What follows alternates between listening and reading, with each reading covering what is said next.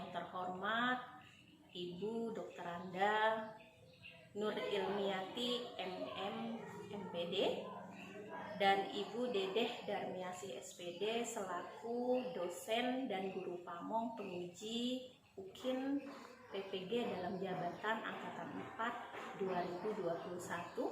Perkenalkan, nama saya Pipi Spining Haryani. Saya guru di SMK Negeri 1 Kendawangan, sekaligus sebagai mahasiswa PPG dalam jabatan Angkatan 4 tahun 2021 di Universitas Galuh Ciamis, Jawa Barat. Berikut adalah kartu peserta ujian PPG dalam jabatan saya dengan nomor peserta saya yaitu 2015 0279 1047 dan dengan nomor ujian saya yaitu 86 90 42 106. Pada hari ini tanggal 6 Desember saya melaksanakan praktik mengajar dengan materi faktor-faktor yang mempengaruhi pertumbuhan dan perkembangan pada tumbuhan. Demikian, selamat menyaksikan.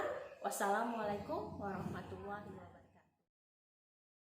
Pada kesempatan kali ini saya menggunakan kelas 10 ATPH.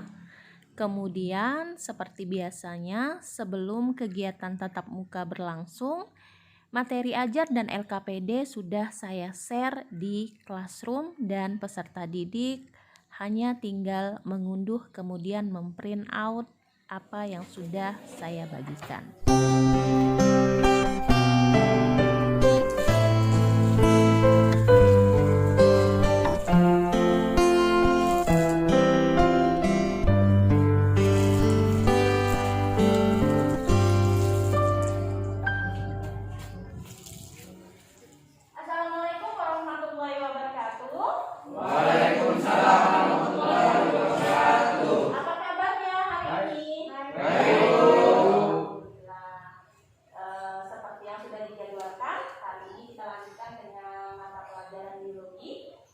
Biasa, sebelum kita mulai, silakan dimulai kegiatan kita hari ini dengan berdoa. Yusuf, silakan dipimpin teman-temannya berdoa. Sebelum kita mulai pembelajaran hari ini, mari kita berdoa menurut agama dan kepercayaan masing-masing. Berdoa dimulai.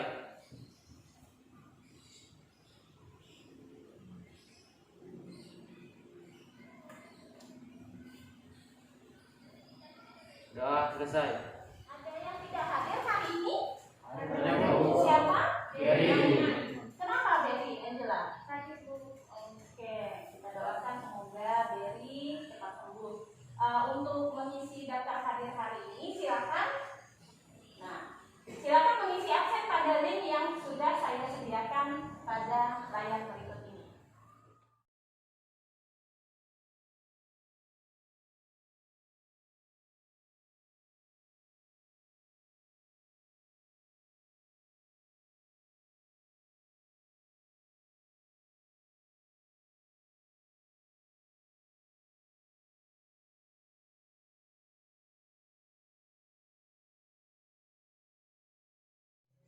Kita cek siapa yang sudah masuk ya.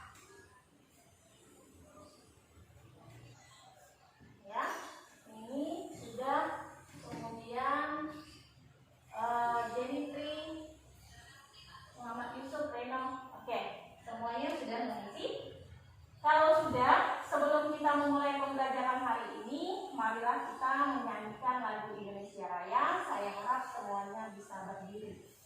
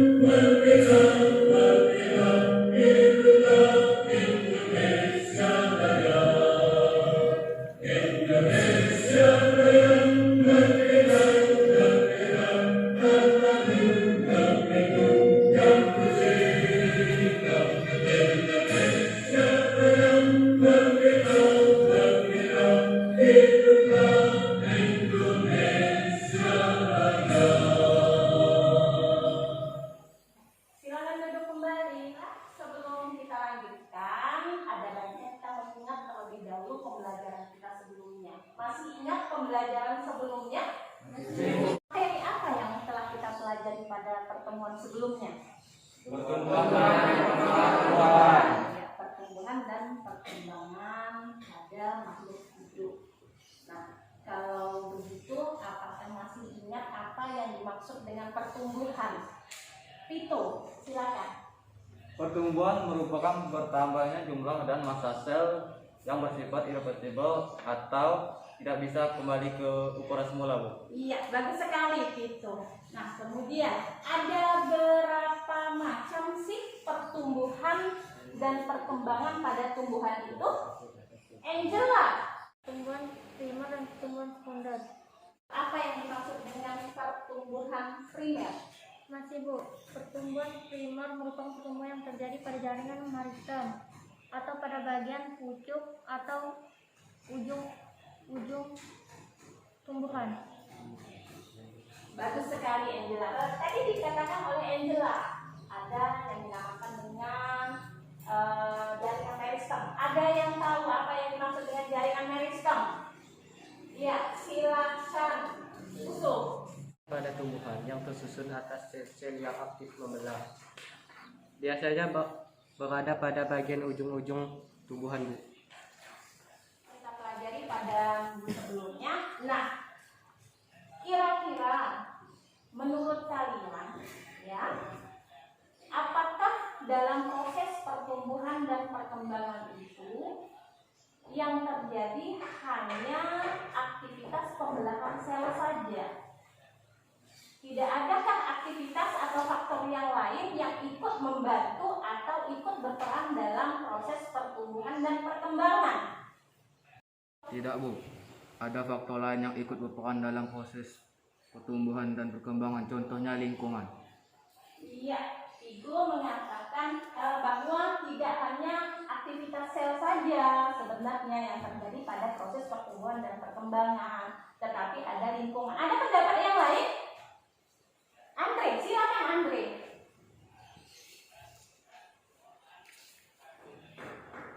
Kalau yang saya baca di modul ada gen juga hormon, Bu. Ada gen, ada hormon. Berarti Andre sudah membaca modulnya ya. Ada lagi? Ya, Yusuf. Kalau menurut Yusuf sendiri bagaimana Yusuf? Di modul disebutkan faktor yang mempengaruhi pertumbuhan dan perkembangan ada dua, Bu. Faktor alam dan faktor luar. Faktor dalam dan faktor yang sudah bisa menjawab dan mengkaitkan tentang materi yang dipelajari pada minggu lalu dengan materi yang akan kita pelajari pada minggu ini. Jadi dalam minggu ini yang kita pelajari adalah faktor-faktor yang akan mempengaruhi pertumbuhan dan perkembangan, terutama pada tumbuhan. Apa Bu manfaat kita mempelajari ini? Yang pertama dari segi disiplin ilmu. Ya, kalian sebagai seorang agribisnis pertanian, berarti kalian adalah disiapkan sebagai seorang petani. Ya, nah, berarti nanti ini sangat berguna menunjang pembelajaran kejuruan kalian, apalagi kalian kan sering melakukan praktikum-praktikum dalam menanam tumbuh-tumbuhan. Jadi nanti pada saat mengembangbiakan atau membudidayakan tersebut, kalian bisa memberikan perlakuan-perlakuan faktor bisa mempengaruhi pertumbuhan dan perkembangan pada tumbuhan. Yang sudah saya jelaskan tentang manfaat yang akan kalian dapatkan dalam mempelajari materi ini dengan program keahlian yang kalian pilih. Saya akan menanyakan sebuah gambar atau video. Silakan kalian ceritakan kegiatan kalian pada saat praktikum budidaya, ya, terutama budidaya tanaman jagung. Disimak dulu.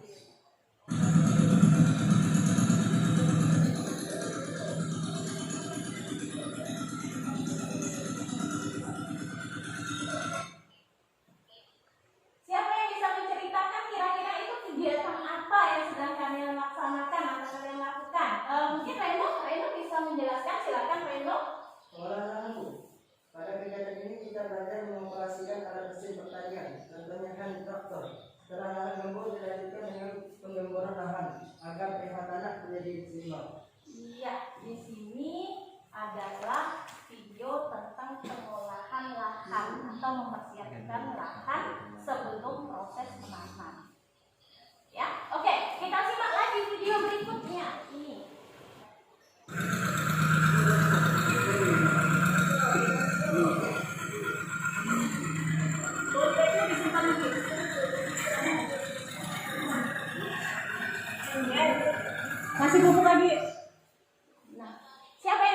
menceritakan kegiatan apa ini?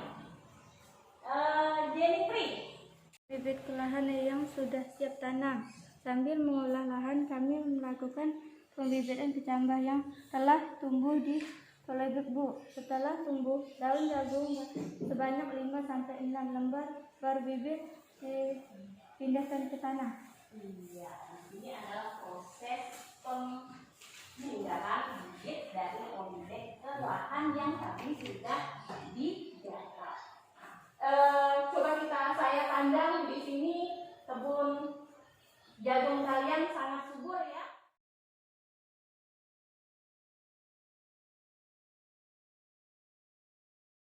Saya kemarin jalan-jalan ke kebun kalian dan saya menemukan salah satu kasus seperti ini.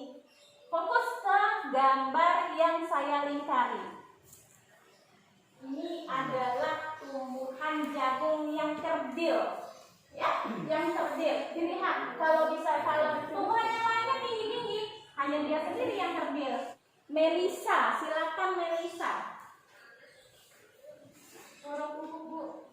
Pada saat pemupukan, pupuknya kehabisan, Bu. Jadi untuk galangan ini hanya kebagian sedikit pupuk, sehingga pemupukannya lebih pendek dari pertumbuhan jagung seusianya. Oke, Melisa. Ternyata menurut analisis Melisa, ini juga harusnya sudah dibahas di lapangan ya, bahwasannya ini terjadi kesalahan pada saat pemupukan, ya, karena kebetulan pupuknya sudah habis, jadi galangan tersebut tidak kebagian pupuk dengan dosis yang sama. Jadi, kalau kita lihat dari kasus-kasus yang ada pada budidaya tanaman jagung yang kalian laksanakan di lapangan, bahwasanya pertumbuhan dan perkembangan itu tidak sama antara satu spesies atau satu tanaman dengan tanaman yang lainnya. Ya, ada yang tumbuh dengan subur, ada yang tumbuhnya malahan kerdil. Apa sih yang menyebabkannya? Yaitu ada faktor-faktor yang menyebabkan pertumbuhan dan perkembangan itu bisa berjalan dengan semestinya, yaitu subur, dan tidak berjalan dengan semestinya. Nah, faktor-faktor itu sesuai dengan yang sudah kalian jawab tadi di awal, ada dibedakan menjadi 2, ya. Faktor yang mempengaruhi yang terdiri atau yang berasal dari dalam seperti gen dan hormon, maupun dari luar, lingkungan, air, cahaya, suhu, dan lain-lain sebagainya. Nah, kalau sudah, saya ingin mengukur, ya, seberapa sih kalian sudah paham tentang materi ini, baik konsep pertumbuhan dan perkembangan maupun faktor-faktor yang mempengaruhi pertumbuhan dan perkembangan sesuai yang sudah kalian baca di modul. Saya akan melakukan pretest. Pretest kita lisan saja. Siapa yang bisa menjawab pertanyaan saya, silakan angkat tangannya. Nanti saya sebutkan namanya terlebih dahulu, kalian bisa langsung menjawab. Siap? Siap. Siap? Siap. Oke, kita mulai. Pertanyaan pretest yang pertama. Ada berapa macam faktor yang mempengaruhi pertumbuhan dan perkembangan pada tumbuhan? Usuk, silakan. Ada 2, Bu, faktor internal dan faktor eksternal. Bagus sekali, Usuk. Pertanyaan berikutnya, sebutkan apa saja yang termasuk faktor internal. Silo, silakan Silo. Gen dan hormon, Bu. Gen dan? Hormon, Bu. Oke, baik sekali Silo. Oke, pertanyaan yang berikutnya lagi. Apa yang dimaksud dengan hormon? Bu. Rinanda. Zat kimia dalam tubuh yang berfungsi mengirimkan pesan atau sinyal tertentu seluruh tubuh. Baik sekali Trinanda. Yang terakhir, ya, yang terakhir. Sebutkan apa saja yang termasuk faktor eksternal. Ayo, Yusuf, silakan Yusuf.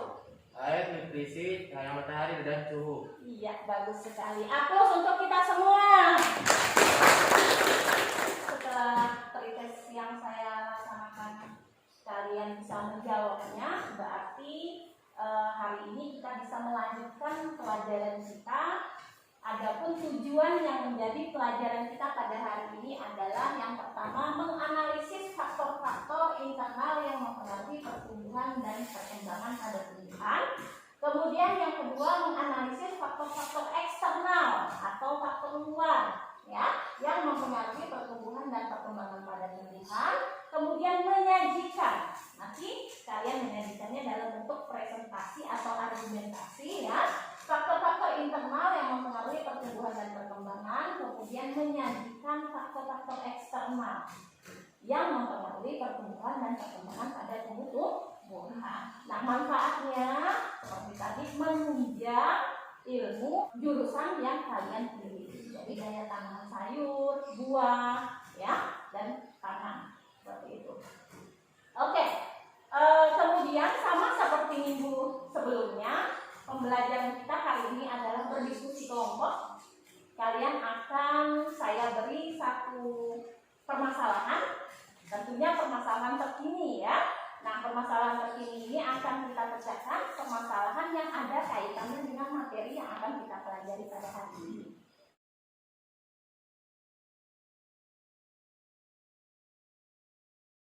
Nah, sebelum kalian membentuk kelompok, saya akan sajikan permasalahan apa sih yang akan menjadi pokok pembahasan kita pada siang hari ini. Sudah siap? Ya, Bu. Oke.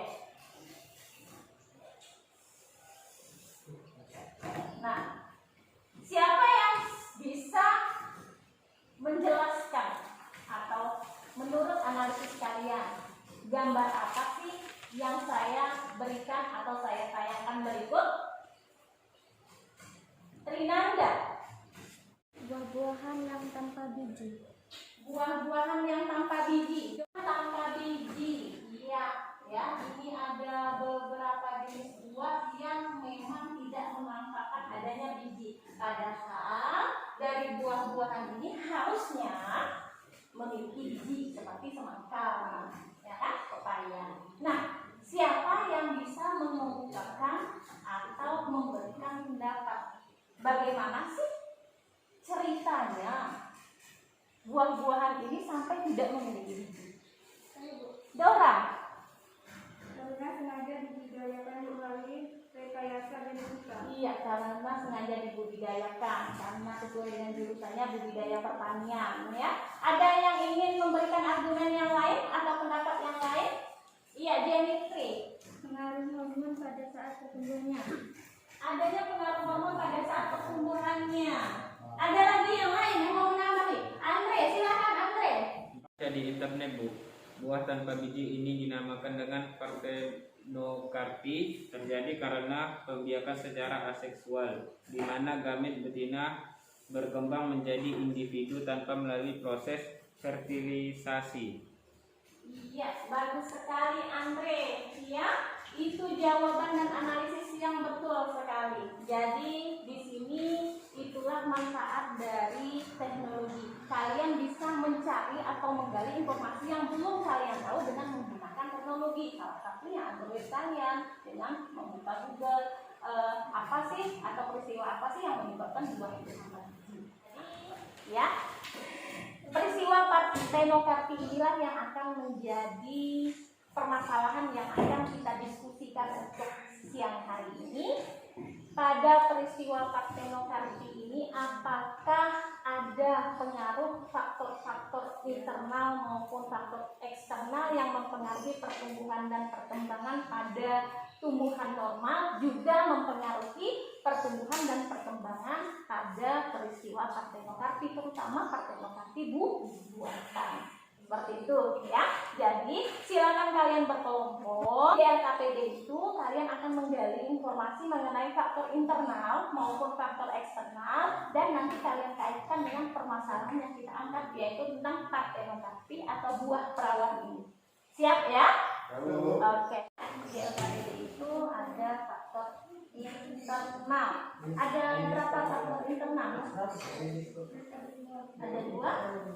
Apa saja?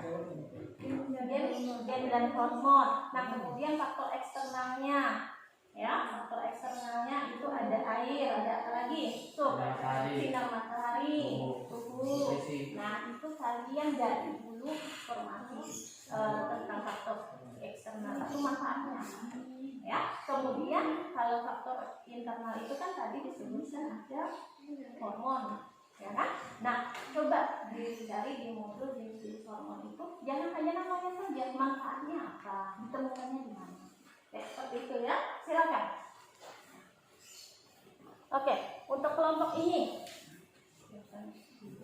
Untuk sudah menemukan ya faktor eksternal, kalau yang suhu itu manfaatnya untuk apa? Itu berpengaruh terhadap fotosintesis, respirasi, transpirasi, dan reproduksi. Oke. Nah, faktor apa, Reno, yang kalau pada faktor kimia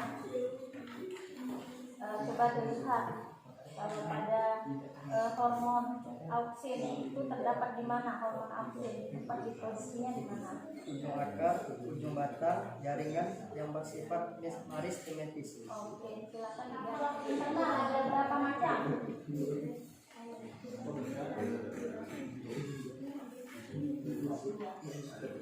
Yaitu gen dan hormon. Hormon itu di situ dikatakan ada dua hormon apa saja?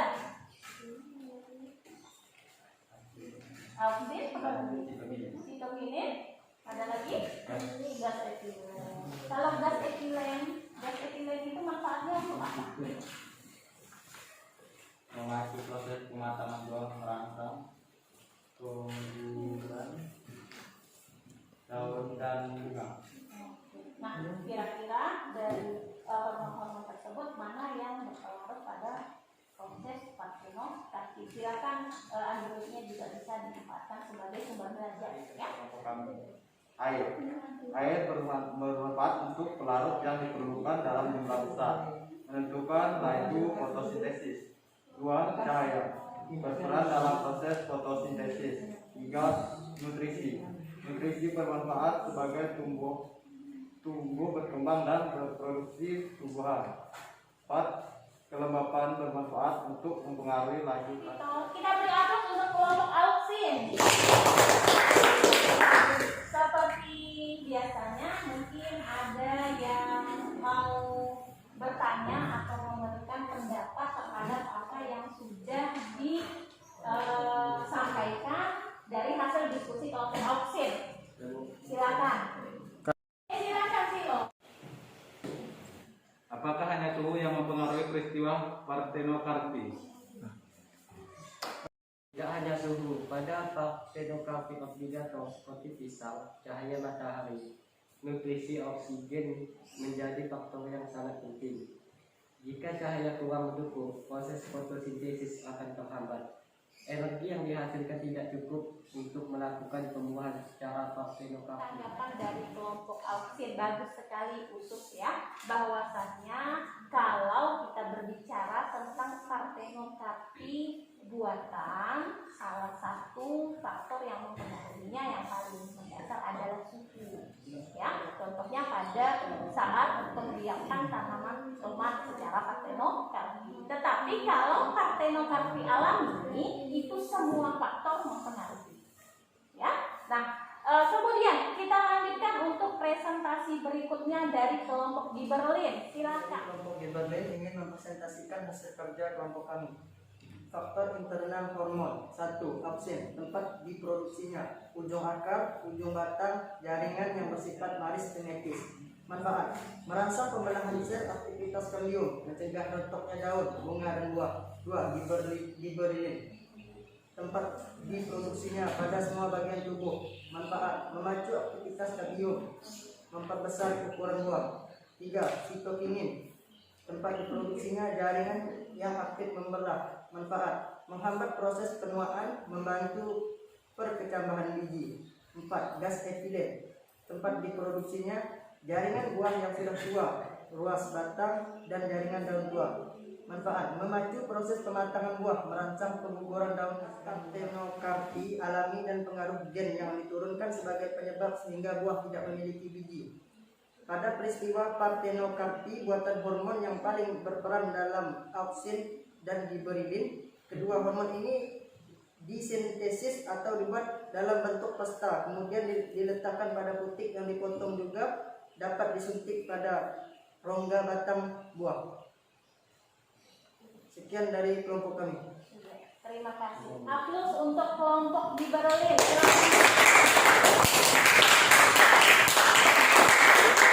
Itu tadi adalah side yang hasil diskusi dari kelompok di Berlin. Ya. Nah, ada yang mau menanggapi? Silakan. Silakan. Bagaimana cara kerja hormon auksin terhadap peristiwa partenokarpi alami? Bagaimana cara kerja hormon auksin dalam mempengaruhi peristiwa partenokarpi alami? Silakan dari kelompok di Berlin. Iya, silakan Melisa memberikan tanggapan. Buah partenokarpi ini muncul karena hormon auksin yang muncul berlebihan pada suatu jenis tanaman, mengkondisikan pembentukan buah secara cepat hingga tidak menggunakan adanya proses fertilisasi terjadi lebih dahulu. Oke, terima kasih. Bagaimana pengaruh hormon terhadap pertumbuhan dan perkembangan tumbuhan? Apakah sangat besar? Bagaimana jika tumbuhan kekurangan hormon? Oke, ada pertanyaan lagi dari kelompok sitokinin menanyakan bahwasannya bagaimana sih pengaruh hormon terhadap pertumbuhan dan perkembangan? Apakah sangat berpengaruh? Apakah kurang berpengaruh? Seperti itu ya Andre ya. Nah, saya persilakan kembali untuk kelompok di Berlin untuk memberikan tanggapan. Coba silakan. Ya, Reno. Fitohormon sangat berpengaruh bagi pertumbuhan dan perkembangan tumbuhan, namun hanya diperlukan dalam jumlah yang sangat semestinya. Dalam pertumbuhan dan perkembangan tidak hanya sebatas dipengaruhi oleh hormon, tetapi faktor-faktor lain juga yang mendukung seperti faktor eksternal, yaitu air, cahaya, dan Ya, kegiatan diskusi kita dan presentasi untuk hari ini sudah selesai. Saya bangga sekali kalian sudah bisa memberikan argumen, menyajikan dengan sudah cukup baik, tetapi tetap harus ditingkatkan kembali. Sebelum kegiatan diskusi ini kita tutup, silakan bisa menyampaikan hasil kesimpulan dari kelompok di Berlin. Silakan, Vigo. Jadi kesimpulannya faktor eksternal yang mempengaruhi pertumbuhan dan perkembangan tumbuhan diantaranya air, cahaya, nutrisi, kelembaban suhu, oksigen. Nutrisi didapatkan dalam bentuk hara dari dalam tanah yang kemudian berperan penting untuk tumbuh, berkembang dan berproduksi tumbuhan. Faktor internal yang mempengaruhi pertumbuhan dan perkembangan tumbuhan adalah gen dan hormon. Hormon diperlukan dalam jumlah semestinya saja. Kekurangan dan kelebihan hormon juga dapat menghambat pertumbuhan dan perkembangan. Iya, itu kesimpulan yang didapat dikemukakan oleh kelompok di Berlin. Terakhir dari kelompok sitokinin Andre, silakan kesimpulannya Andre. Partenokarpi adalah gejala terbentuknya buah tanpa melalui proses pembuahan inti generatif terhadap sel telur. Dibedakan menjadi partenokarpi alami dan buatan. Faktor yang mempengaruhi pertumbuhan dan perkembangan diri peristiwa partenokarpi ini adalah gen, hormon, auksin, dan gibberellin, serta faktor eksternal lainnya. Oke, terima kasih Andre. Bagus sekali ya. Berarti kalian sudah bisa menyimpulkan. Kemudian hanya saya tinggal merefleksi untuk kegiatan hari ini. Sudah cukup bagus. Diskusinya sudah sangat aktif. Semuanya memiliki peran yang sangat bagus untuk bisa dilakukan. Kalau berdasarkan dari diskusi kelompok yang sudah kita lakukan, kalian juga sudah memberikan kesimpulan dari masing-masing kelompok. Di sini saya akan memberikan sedikit penguatan ya, sedikit penguatan yang akan menjadi kesimpulan dari kegiatan yang kita laksanakan pada hari ini. Ya, masalah yang kita angkat adalah tentang partenokarpi. Jadi partenokarpi itu kalau dalam bahasa botani itu adalah salah satu cabang ilmu biologi yang mempelajari tentang tumbuhan. Partenokarpi secara harfiah berarti buah perawan. Ya, secara harfiah artinya buah perawan merupakan gejala terbentuknya bunga tanpa melalui proses pembuahan inti generatif terhadap sel telur. Jadi tidak melalui penyerbukan. Ya, masih apa yang dimaksud dengan penyeduhan? Bertemunya benang sari dan kepala kuping. Kita kaitkan ya, jika kita kaitkan dengan pembelajaran kita hari ini, mengapa kita mengangkat masalah partenokarpi? Jadi partenokarpi itu kan nanti dibedakan menjadi dua, ya. Partenokarpi alami seperti buah pisang, ya kan? Buah pisang itu ada bijinya enggak? Tidak. Memang sengaja genetisnya itu mewariskan bahwa buahnya itu tidak terdapat biji. Tetapi ada juga buah-buah yang lainnya yang harusnya ada biji tetapi kita produksi atau kita tumbuh kembangkan tanpa memiliki biji. Misalnya tadi semangka. Jadi partenokarpi itu ada dua, alami dan di mana pertumbuhan dan perkembangannya itu nanti dipengaruhi oleh faktor-faktor yang mempengaruhi perkembangan pada tumbuhan. Ada gen, ya, pisang gennya menghasilkan buah tanpa biji, ya, pisang berikutnya juga tidak akan ada bijinya. Kemudian hormonnya, nah hormon apa yang berperan di dalam proses partenokarpi? Sudah dijawab tadi dari hasil diskusi, yaitu auksin dan nah kemudian faktor-faktor eksternal. Kalau pada partenokarpi buatan, ya, kalau pada partenokarpi buatan itu dikatakan bahwa faktor eksternal yang paling berperan adalah suhu. Tetapi kalau pada partenokarpi alami, semua faktor eksternal, air, cahaya, suhu, kelembapan, semuanya berpengaruh terhadap pertumbuhan dan perkembangan.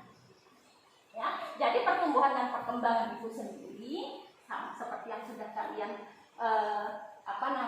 kaji, dibedakan menjadi faktor luar dan faktor dalam. Faktor luar itu yaitu ada yang dinamakan dengan nutrisi, kemudian ada lingkungan, tanah, air, kelembapan. Kemudian faktor dalam itu ada sifat genetik yang diturunkan. Ya, jadi selain sifat fisik ada karakter yang diturunkan. Kemudian ada hormon tumbuhan seperti yang sudah dipresentasikan oleh Reno, ada auksin, ya, giberelin, sitokinin, kemudian gas etilen dan lain-lain sebagainya. Nah, itu adalah hasil dari pembelajaran kita pada hari ini. Nah, kemudian setelah ini saya akan mengadakan post-test. Ya, saya akan mengadakan post-test seperti biasa. Silakan disiapkan Android-nya masing-masing karena post-test ini akan kalian kerjakan dalam bentuk Google Form. Ya, di slide di sana ada link post-test. Silakan masuk ke link.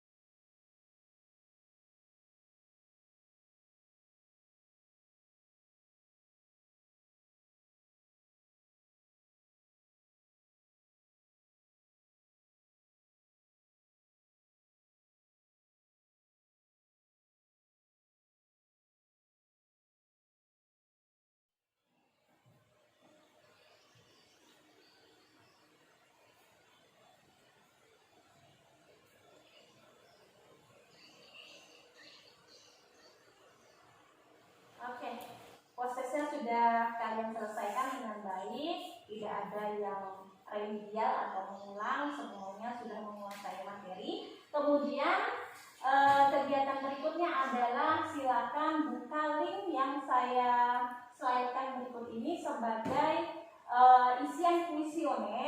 kepada seberapa sudah mampu sih kalian untuk memahami materi yang sudah dipelajari.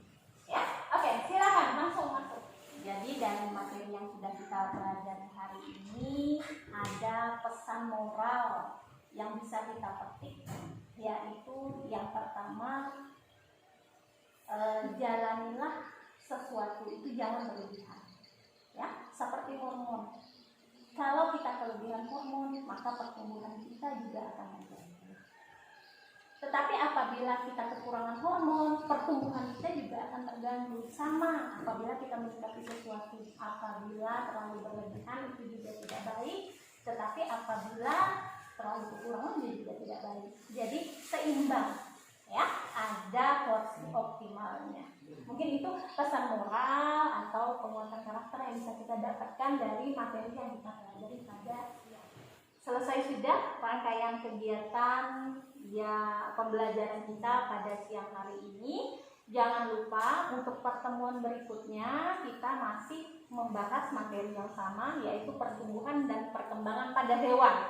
Nanti sebelum pembelajaran tatap muka kita mulai, seperti biasa silakan unduh materi ajarnya berikut LKPD-nya di Google Classroom. Mengakhiri pembelajaran kita pada siang hari ini, marilah kita tutup dengan berdoa. Mudah-mudahan apa yang sudah kita pelajari menjadi keberkahan sendiri untuk kita semua.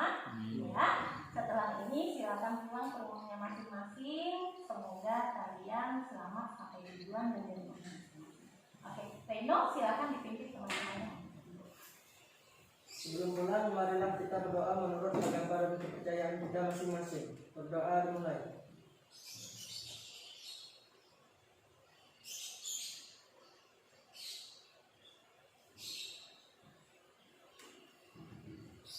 Berdoa selesai. Oke, saya akhiri untuk pembelajaran kita siang hari ini. Wassalamualaikum warahmatullahi wabarakatuh. Waalaikumsalam warahmatullahi wabarakatuh.